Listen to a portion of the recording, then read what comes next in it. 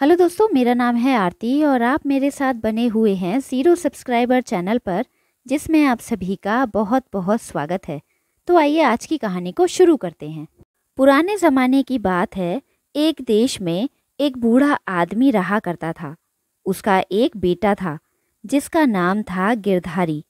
बूढ़े के पास कुल 300 अशर्फियाँ थीं जो उसने उम्र भर की बचत करके जमा की थीं।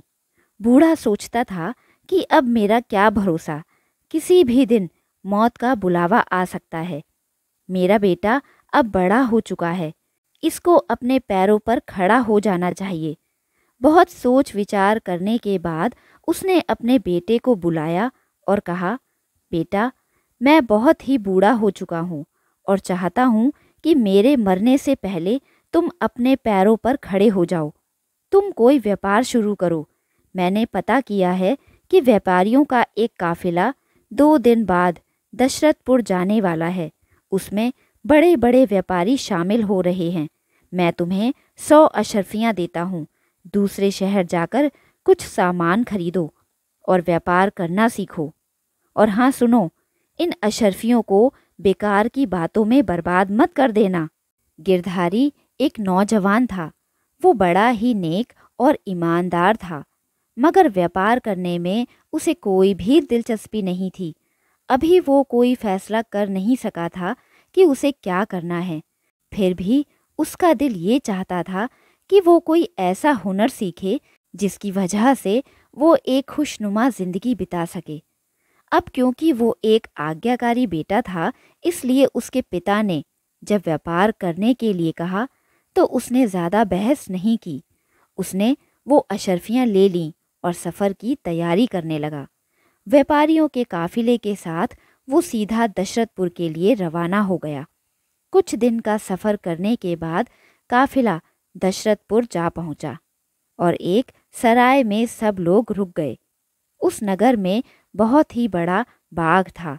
रात के समय गिरधारी उस बाग की सैर करने के लिए निकल पड़ा। वहां पर पहुंचकर देखा कि हजारों चिराग जल रहे थे और बाग में दिन की तरह से रोशनी हो रही थी। वहां पर बहुत से लोग जमा थे। एक आदमी गिरधारी के पास आया और बोला, आप यहाँ खड़े हैरान क्यों हो रहे हैं? कुछ जानना चाहते हैं तो मुझसे पूछें। गिरधारी बोला कि ये कौन लोग हैं और यहाँ पर क्या कर रहे हैं? वो आदमी बोला, नौजवान, ये लोग शतरंज खेल रहे हैं। यहाँ इसकी शिक्षा दी जाती है। ये शतरंज का हुनर सिखाने की जगह है। गिरधारी बोला, क्या मैं ये खेल सीख सकता हूँ? वो आदमी बोला, हाँ, तुम भी सीख सकते हो, परंतु नियम ये है कि तुम्हें 100 अशर्फियाँ जमा करानी पड़ेंगी। 6 महीने तक तुम इसकी शिक्षा लोगे और इस दौरान तुम्हारा खाना पीना और रहना हम सब देखेंगे। गिरधारी के पास जो 100 अशर्फियाँ थीं वो देकर उसने शतरंज सीखने के लिए दाखिला ले लिया। कुछ ही दिनों में उसे शतरंज खेलने में बड़ा ही मज़ा आने लगा। जल्दी ही वो शतरंज का एक माहिर खिलाड़ी बन गया। यहाँ तक कि वो अपने गुरु से भी आगे बढ़ने लगा। जब 6 महीने पूरे हुए तब सब लोग अपने अपने घरों को जाने लगे। गिरधारी शतरंज का एक अच्छा खिलाड़ी तो बन गया था, मगर वो बड़ा ही उदास था कि बिना पैसे के घर जाएगा तो अपने पिता से क्या कहेगा। वो पैदल सफ़र करते हुए घर पहुंचा। रास्ते में जंगली फलों और पानी पर ही उसका गुजारा था। जब गिरधारी खाली हाथ घर लौटा तो उसके पिता को बड़ा ही दुख हुआ। उसने गिरधारी से कहा कि तुमने वक्त और पैसों को बर्बाद करके अपनी किस्मत खराब की है। साल भर गिरधारी घर पर ही पड़ा रहा। फिर एक दिन उसके पिता ने उसे समझाया, उसे नसीहतें दी और दुनिया की ऊंच नीच समझाई और पैसे की कदर करना समझाया। व्यापार के फायदे बताए और फिर से उसे 100 अशर्फियाँ देकर व्यापार करने के लिए भेज दिया। वो सफ़र तय करके दशरथपुर पहुंचा। एक बार फिर से सराय में सामान उतारा और शाम को गिरधारी फिर से बाग की सैर को निकल पड़ा। बाग में उसे इस बार बड़ा ही मधुर संगीत सुनाई दिया। फिर उसने देखा कि जहाँ उसने शतरंज का खेल सीखा था वहाँ कई तरह के वाद्य यंत्र बजाए जा रहे थे, जिनकी आवाज़ें उसे अपनी ओर खींच रही थीं।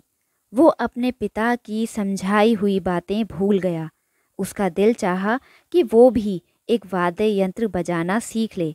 इस बार भी वही नियम था, 100 अशर्फियाँ और 6 महीने। गिरधारी ने फिर से 100 अशर्फियाँ अदा की और फिर वहीं पर सारंगी बजाना सीखने लगा। उसका दिल वहाँ पर ऐसा लगा कि वो उसी में डूब गया। कुछ ही समय में उसने सारंगी बजाने में महारत हासिल कर ली थी। लोग उसकी तान सुनकर मंत्र मुग्ध हो जाते थे। जब 6 महीने पूरे हुए तो सब लोग अपने अपने घरों को लौट गए। गिरधारी एक बार फिर से उदास हो गया कि अब अपने पिता के पास किस मुंह को लेकर जाऊंगा और कैसे बताऊंगा कि व्यापार की बजाय एक और हुनर सीख लिया है। वो पैदल सफ़र करते हुए घर पर पहुंचा। इस बार जब उसके पिता ने उसको खाली हाथ देखा तो उसे बहुत ही गुस्सा आया। उसने गिरधारी को बहुत ही बुरा भला कहा। इस तरह से 1 साल और गुजर गया। एक दिन उसके पिता ने उसे फिर से समझाया और बोला, देखो बेटा, मैं एक बार फिर से तुम्हें 100 अशर्फियाँ देता हूँ। ये आखिरी अशर्फियाँ हैं मेरे पास। अगर तुमने इन्हें भी बेकार के कामों में उड़ा दिया तो हम बिल्कुल कंगाल हो जाएंगे। रोटी के टुकड़े भी हमें नसीब नहीं होंगे और तुम अपने पैरों पर कभी भी खड़े नहीं हो पाओगे। गिरधारी ने 100 अशर्फियाँ ले लीं, बाप की नसीहतों को पल्ले से बांधा और कुछ दिनों के बाद फिर से व्यापारियों के काफिले के साथ रवाना हो गया। इस बार वो निश्चय कर चुका था कि वो कोई भी हुनर नहीं सीखेगा, बल्कि इन अशर्फियों से कोई सामान खरीद कर व्यापार करेगा।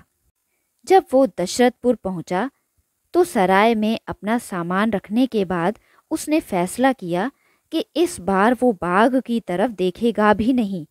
शाम को जब वो टहलने निकला तो बाग के करीब से गुजरा तो सोचने लगा कि एक बार देखने में हर्ज ही क्या है। अगले ही पल वो बाग के अंदर था। उसने देखा कि जहाँ उसने शतरंज का खेल और सारंगी बजाना सीखा था वहाँ कुछ नौजवान शिक्षा ले रहे थे। वो पढ़ाई लिखाई कर रहे थे। लिखने पढ़ने की इच्छा ने गिरधारी के दिल को बेचैन सा कर दिया था। उसने फिर 100 अशर्फियाँ दी, दाखिला लिया और पहले की तरह ही मेहनत और दिलचस्पी से अपनी शिक्षा ग्रहण करने लगा।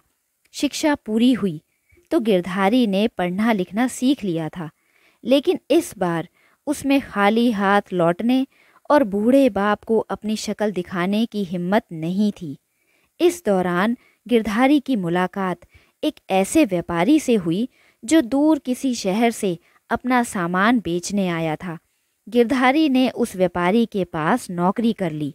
व्यापारी का काफिला चलता रहा। ये रास्ता ऐसा था जहाँ पर पानी की कमी थी।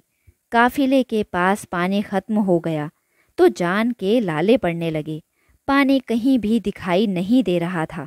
काफ़ी तलाश करने के बाद वो एक कुएं तक पहुंचने में कामयाब हो गए। ये कुआं बहुत ही गहरा था और उसमें पानी भी बहुत ही कम था। व्यापारी ने गिरधारी को उस कुएं में उतरने का हुक्म दिया। गिरधारी कुएं में उतर गया। उसने पानी भरा। अभी वो ऊपर चढ़ने के बारे में सोच ही रहा था कि कुएं की दीवार में बने हुए एक छोटे से दरवाजे पर उसकी नज़र पड़ी। वो दरवाजे की तरफ बढ़ा। दरवाजे के अंदर जाने पर उसने देखा कि एक कमरे में एक बूढ़ा मौजूद था जो कि बहुत ही उदास दिखाई दे रहा था। उसके हाथ में एक सारंगी थी। गिरधारी अंदर गया और बूढ़े के हाथ से सारंगी लेकर उसे बजाने लगा। संगीत की मीठी धुन सुनकर बूढ़ा मानो होश में आया हो। उसने गिरधारी को बड़े ही प्यार से देखा। जब गिरधारी ने सारंगी बजाना बंद किया तो बूढ़े ने उसकी बहुत ही तारीफ की और फिर बूढ़े ने पूछा, अरे मनुष्य, तू यहाँ पर कैसे आ गया? गिरधारी ने उसे सारा किस्सा सुनाया। उसके बाद वो चलने लगा तो बूढ़े ने उसे रोका और कहा, तुमने संगीत सुनाकर मुझे बहुत ही खुश किया है। मैं तुम्हें 300 अशर्फियाँ इनाम में दूंगा और इसके अलावा भी अगर तुम्हारी कोई भी इच्छा है तो मुझे बताओ, मैं वो पूरी करूँगा। गिरधारी बोला, आप कौन हैं और यहाँ पर क्या कर रहे हैं? बूढ़ा बोला, मैं कोई मनुष्य नहीं बल्कि एक आत्मा हूँ। 5 दिन पहले ही मेरी मौत हुई है, जिसका कारण था मेरे जवान बेटे की मौत, जिसका सदमा मैं बर्दाश्त नहीं कर सका और उसकी मौत ने मुझे उदास भी कर दिया। ये सारंगी उसी की है, मगर ये मुझे बजानी नहीं आती थी। तुमने अपने जादू भरे संगीत से मुझे सुकून पहुंचाया है। तुम क्या चाहते हो? तुम्हारी क्या इच्छा है? गिरधारी बोला, आप मुझे इस कुएं से बाहर निकाल दीजिए। बूढ़े ने 300 अशर्फियों की थैली गिरधारी को थमाई और बोला कि अपनी आंखें बंद कर लो। अगले ही पल गिरधारी कुएं के बाहर था। उसका काफिला जा चुका था। गिरधारी ऊंटों के कदमों के निशान देखता हुआ काफिले के पीछे पीछे चलने लगा। अगले दिन वो काफिले के साथ मिल गया। सब उसे जिंदा देखकर बहुत ही हैरान हुए। गिरधारी ने व्यापारी को सारी बात बताई और अशर्फियों से भरी थैली भी उसे दिखाई। रास्ते में काफिला जब आराम करने के लिए रुका तो व्यापारी एक जगह पर बैठकर चिट्ठी लिखने लगा। फिर उसने चिट्ठी लिफाफे में बंद करके अपनी मोहर लगाकर गिरधारी को बुलाया और बोला, तुम एक ईमानदार और अच्छे नौजवान हो। मैं तुम्हारी ईमानदारी से बहुत ही खुश हूँ। मेरी एक ही बेटी है जो बहुत ही सुंदर और सुशील है। मैं उससे तुम्हारी शादी करना चाहता हूँ। तुम जल्दी से मेरे घर चले जाओ। मेरे पहुँचने तक शादी की तैयारियाँ करवाओ। और हाँ, अपनी अशर्फियाँ संभाल कर रखना। ये चिट्ठी जाते ही मेरी पत्नी को दे देना। व्यापारी ने गिरधारी को चिट्ठी देकर रवाना कर दिया। गिरधारी बिना रुके व्यापारी के घर की तरफ जाने लगा। जब उसे कुछ थकान महसूस हुई तो एक जगह पर वो आराम करने के लिए रुका। उसे ख्याल आया कि मैंने पढ़ना लिखना तो सीख ही लिया है, तो ज़रा देखूं तो सही इस चिट्ठी में लिखा क्या है। उसने चिट्ठी खोली और पढ़ना शुरू किया। चिट्ठी में लिखा था, मैं 300 अशर्फियों से भरी हुई एक थैली तुमको अपने नौकर के हाथ भिजवा रहा हूँ। इसको फुसलाने के लिए मैंने इससे ये कहा है कि मैं तुम्हारी शादी अपनी बेटी से कर रहा हूँ। तुम फौरन इसको खाने में जहर खिला देना। मैं 3 दिन बाद आऊँगा। तुम्हारा पति। गिरधारी ने ये चिट्ठी पढ़ी और फाड़ दी। उसने एक दूसरी चिट्ठी लिखी जिसमें उसने ये लिखा कि इस मेहमान की खूब अच्छी तरह से खातिरदारी करना। इसके पहुँचते ही हमारी बेटी की शादी फौरन इसके साथ कर देना। मेरे आने का इंतज़ार मत करना। गिरधारी ने अपनी लिखी हुई चिट्ठी को लिफाफे में बंद किया और जेब में डाला और फिर आगे चल दिया। व्यापारी के घर पहुंचने पर उसने चिट्ठी व्यापारी की पत्नी को दी। चिट्ठी पढ़कर व्यापारी की पत्नी ने गिरधारी की खूब खातिरदारी की। दूसरे दिन बड़ी ही धूमधाम से अपनी बेटी की शादी गिरधारी से कर दी। तीसरे दिन गिरधारी अपनी पत्नी को लेकर घोड़े पर सवार होकर वहां से चला गया। जाते वक्त उसने घर के नौकरों को हुक्म दिया कि मैं व्यापार के सिलसिले में बाहर जा रहा हूँ। रात के समय कोई आए तो दरवाज़ा मत खोलना। अगर कोई दीवार फांद कर आ जाए तो उसकी खूब पिटाई करना। ये मेरा हुक्म है।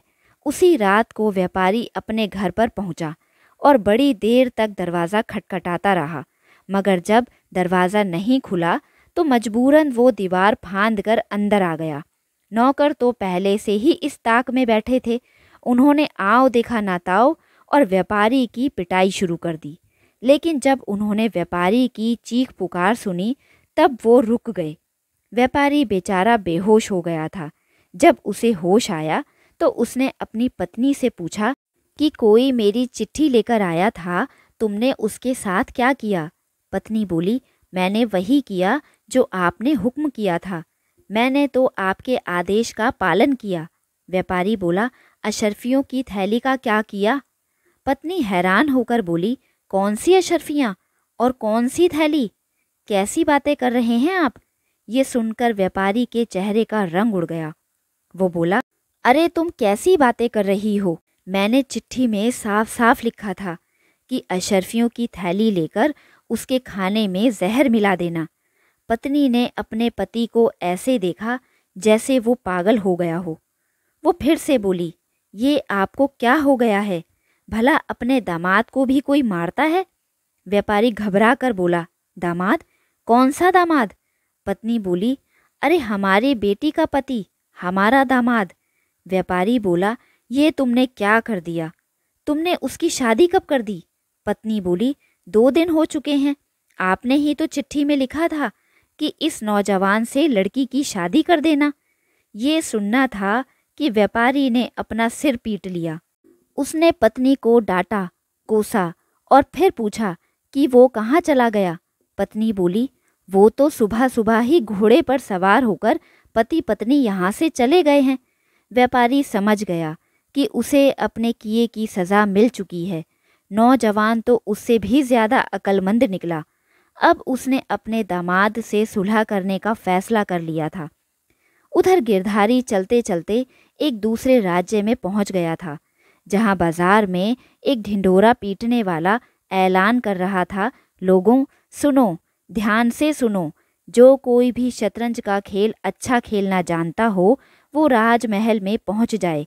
जो भी आदमी शतरंज की 3 बाजियां खेलकर तीनों बाजियां जीत लेगा, राजा उसे इनाम देंगे, लेकिन जो हार जाएगा उसको सज़ा दी जाएगी। ये ऐलान गिरधारी के कानों तक भी पहुंचा। गिरधारी दरबार में पहुंचा। उसने राजा के साथ शतरंज खेलने की प्रार्थना की। राजा ने शर्त बताई कि अगर तुम हार गए तो तुम्हें सज़ा भी दी जाएगी। गिरधारी ने शर्त मान ली। फिर खेल शुरू हो चुका था। तीनों बाजियां गिरधारी जीत गया। राजा बहुत ही खुश हुए और उनके वादे के अनुसार उसे खूब इनाम दिया गया। इसके बाद गिरधारी अपनी दुल्हन के साथ अपने घर पहुंचा और अपनी आप बीती अपने पिता को सुनाई। पिता ये कहानी सुनकर बड़ा ही खुश हुआ। उसने गिरधारी से कहा, वाकई तुम एक बुद्धिमान हो। तुमने कितने सारे हुनर सीखे और हुनर सीखने से तुमको कितना ज़्यादा फ़ायदा हुआ। पत्नी भी मिल गई और कितनी सारी दौलत भी मिल गई। गिरधारी बड़ी ही विनम्रता के साथ बोला, पिताजी, आदमी कितने ही हुनर सीख ले वो कम ही हैं। इसके बाद वो अपने परिवार के साथ एक सुकून भरी ज़िंदगी बिताने लगा। दोस्तों, ये कहानी यहीं ख़त्म होती है। आई होप आपको ये कहानी अच्छी लगी होगी। अच्छी लगे तो लाइक, शेयर और सब्सक्राइब ज़रूर करिएगा। अपना कीमती समय हमें देने के लिए दिल से धन्यवाद। मिलते हैं ऐसी एक कहानी के साथ। तब तक के लिए नमस्कार।